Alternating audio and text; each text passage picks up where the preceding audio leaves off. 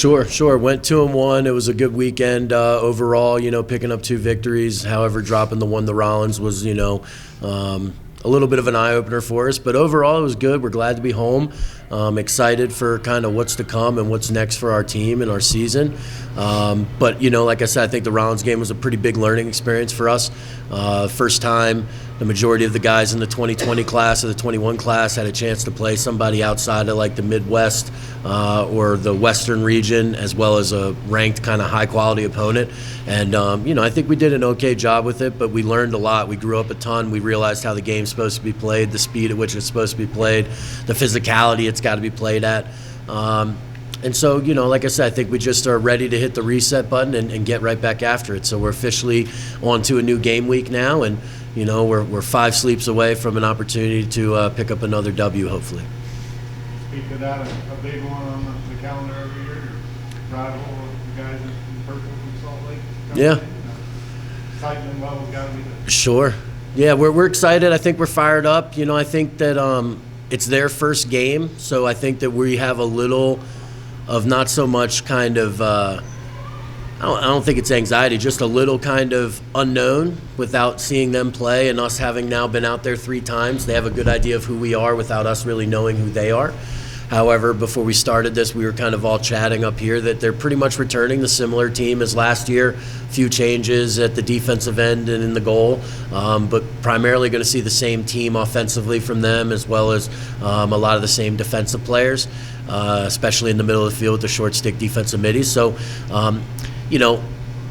both of these guys played with guys on their teams in high school and in club lacrosse, and the same would be said for their team and our team and pretty much everyone up and down the roster. So we know exactly who we're playing. Now we just got to go out and make sure that we're excited to open at home, not allowing that emotion to kind of be too heavy, stay even keel, and just, come to work and earn a victory.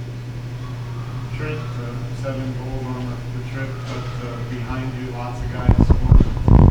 Feel good to kind of know you have a balanced squad, a lot of different guys can play on the net. Yeah, definitely. And I think it was kind of the problem we had in Rollins, where we weren't really sharing the ball. It kind of went individual. So we really learned in that trip that, those 2 games where we were successful, the ball was moving, guys didn't hold it very long.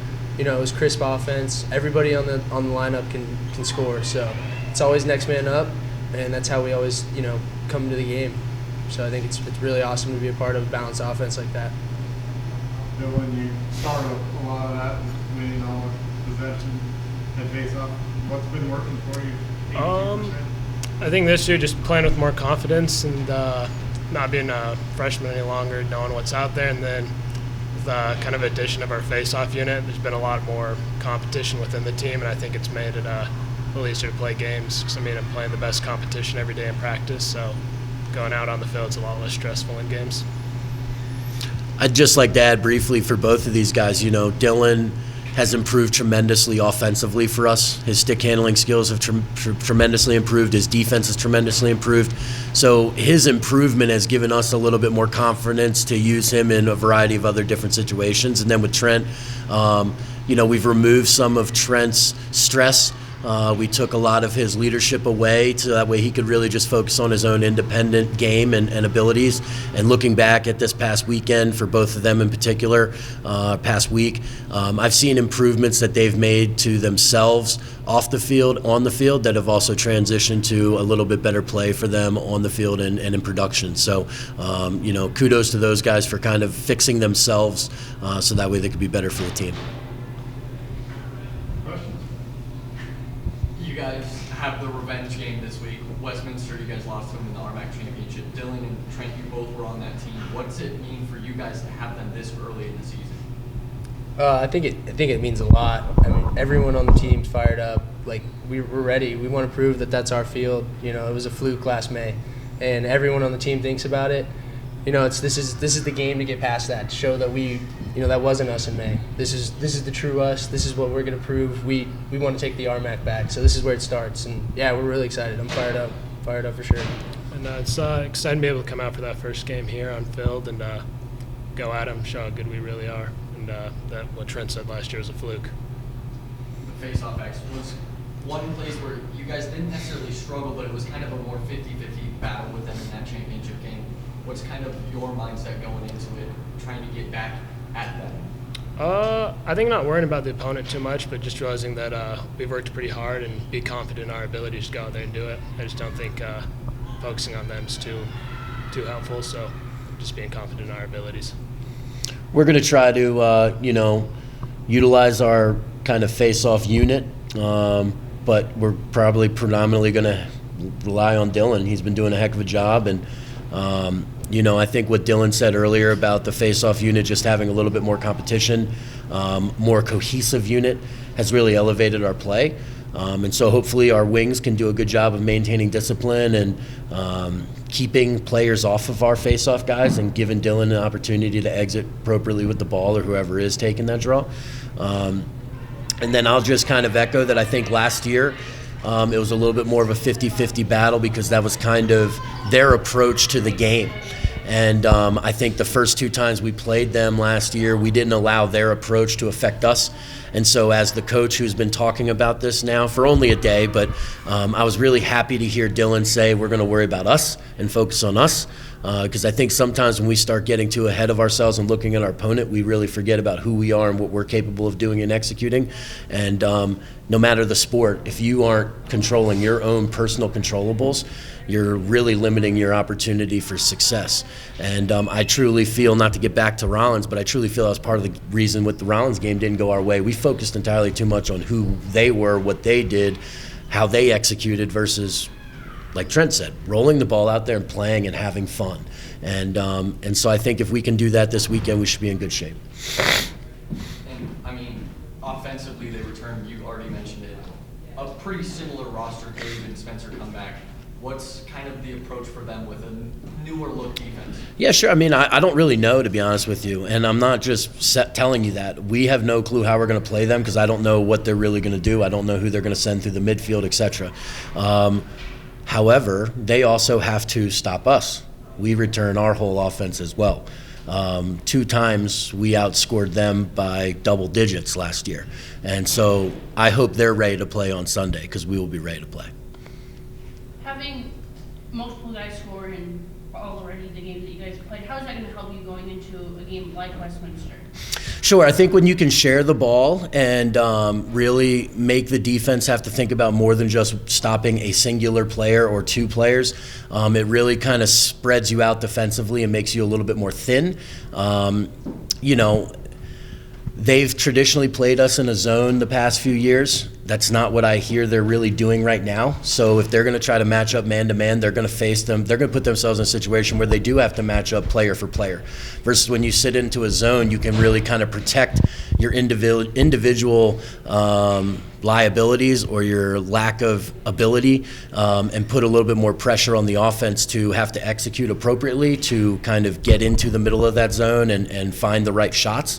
So I think if we can share the ball and we can keep the ball hot and we can get everyone involved like Trent was referring to and getting that ball moving, I think we're going to be a little bit more difficult to stop than if we try to be a one-trick pony or a one-man show. Always between the first group of games and then that second week, now you've got film on your guys. Yeah. You kind of see what is going on, and guys, you've been on there. What are a couple of the things that kind of stick out saying we've got to get better at this or we can adjust? Yeah, I think mainly it's just consistency at this point. I think this team we need to do it day in, day out. Kind of Rollins, we kind of saw that when we're off, we're off. And, we can take as many shots, win more face-offs, win more ground balls, but at the end of the day, you got to execute. So that's what it comes down to. We just have to consistently execute, make some better decisions, kind of be quicker, kind of get that chemistry going like we did last year, kind of got in a flow. So we got to get that now. I just think continue every day, just chip away at the rock and work a little harder. And like what Trent's saying, be more consistent because our peak lacrosse is really great lacrosse, but when we don't show up, we don't. So just continually getting better and being more consistent. I'd probably just, I would just add one thing, what I actually recently sent them a message about, which is a champion's mentality. We need to make sure that if it doesn't go our way, that's okay. We're going to get the next play. And that champion's mentality is something that I think that we need to just realize. And what that really equates to is that my opponent, the weather, outside forces don't matter. It's really about me. And Michael Jordan talked a ton about that, and tons of other professional athletes. But the mindset that I am good enough, I am capable. We're all human. Execute. Get out there and do that, and play with a little bit more of that, which also I think lends to a little bit more of a chip on our shoulder, which we should have one coming into this weekend already. So. Yeah, I got one more. This weekend, you guys assisted, in both your wins, you assisted almost half of your goals. What's going to be the plan for guys like Trent and Hunter Holcomb, who kind of have been those facilitators on the offense, guys who can beat their individual matchups? We haven't really dove a ton yet into game planning. It's early in the week still for us, so today's practice was fully individual development and improvement, not a whole lot of team schematic. But essentially play with the head up, not get bogged down with the champion mentality. Came from a conversation I was having with one of our players who I, in watching him, felt like he was trying to do too much. If it's not going our way, we can make it worse by trying to add more ingredients to it, by adding more of me versus more of we. And so getting guys to realize that if it's not Trent's day on Sunday, he's got to be okay with that and move the ball and let somebody else get their touches, and it'll be somebody else's day. And when we truly believe in that, we become pretty difficult to stop. And it's a lot more fun to watch. It's not one guy just running to the goal. It's 7, 8, 10 passes, and the ball's in the back of the goal, and the goalie doesn't even know how it got there. That's lacrosse. That's exciting. And so hopefully we can turn to that a little bit more. But the game plan is to just see what they give us, execute, share the ball, not get selfish, which can be tough in any game where people applaud you for scoring, and you don't really ever get a defenseman up here to talk to when that type of stuff happens. So.